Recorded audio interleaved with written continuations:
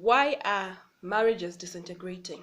Well, a certain writer did a survey. He talked to thousands of men and women, and he highlighted, or he enumerated five primary major needs in a marriage that women expressed, as well as 5 major needs in a marriage that men expressed. So in this video, I'm just going to talk about the 3 things from the 5 that women expressed, and in my next video I'm going to talk about the remaining 2 needs that women expressed, as well as the 5 major needs that men expressed.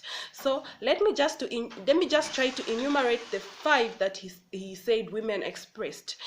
They expressed affection, conversation, family commitment, honesty stroke openness, as well as financial support. So I'm going to talk about conversations, honesty stroke openness, as well as financial support.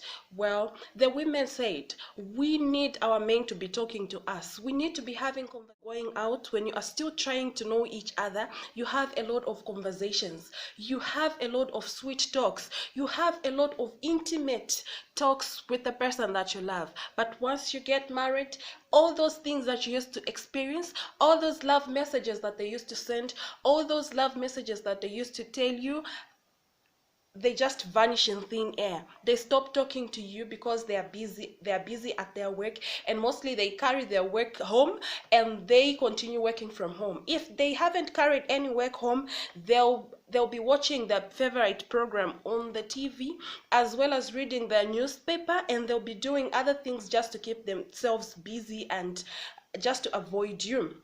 And so this really bruises many women's hearts. You really injure the women when you men behave like that, because they want to have conversations with you. They want you to sit down and talk to them like you used to do when you were courting. And so they are concerned about that. They want you to start talking to them and honest with them.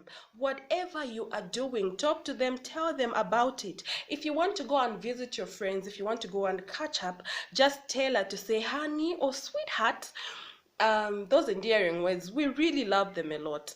Just simply tell her, sweetheart, I'm going to catch up with my friends. I'll be back a little bit later. Or I'm coming very late. I'm coming back home very late because there's some work that I need to finish up.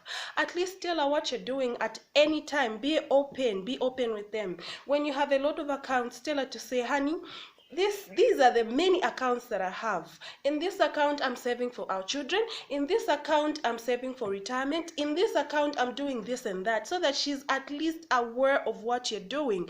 Unlike her getting surprised when things just go wrong. So at least tell her what you are doing, everything that you're doing out there. Don't build houses secretly.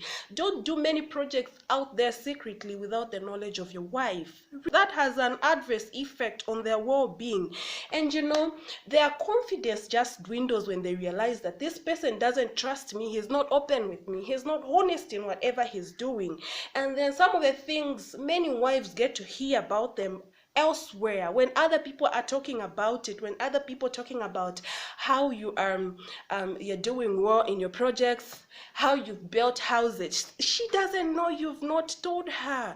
That really bruises many women. And you know, when a woman gets bruised, and then like I mentioned earlier, you don't have conversations with her, you don't talk to her, she reaches at the point where she wants to just walk out of the marriage, where she gives up. She says, I cannot go on with this, because I cannot stay with the person who doesn't trust me. I cannot stay with the person who's not open with me. So at least tell her what you're doing, at least have conversations with her. When you have an argument, please straighten things out. Talk about the arguments that you had, what led to the argument, and how you move forward, and how next time you are going to avoid arguing about the things that you were arguing about. And that really makes a woman feel loved one, and feel a part of your life. And then the other thing is, you need to financially support your women. Man, please support your women. Please support your women. It's about empowering your woman. It's about empowering her and literally it's about doing things together and making sure that if anything happens to you tomorrow, you have somewhere to lay your head on. At least you have somewhere where you can touch, because you empowered the woman that you married. Man, be financially supportive to your women. Support them. If she wants to further her studies, give her the resources that she needs. If she wants to start a business, give her the resources that she needs. If she wants to do anything or for anything for her day-to-day activities, support her financially. Women don't do things for themselves, but they do things for you as well as your children and the rest of the family. And so be financially supportive to her. At least if she says she lays her programs on the table, she tells you to say, honey, I want to do this and that, at least support her financially. You shouldn't fear what is not there. At least support her and see what she wants, and see how far she can go with the support that you've given her. But all in all, most importantly, be affectionate to your wife, be honest, be open, be loving, be committed to the family, support her financially.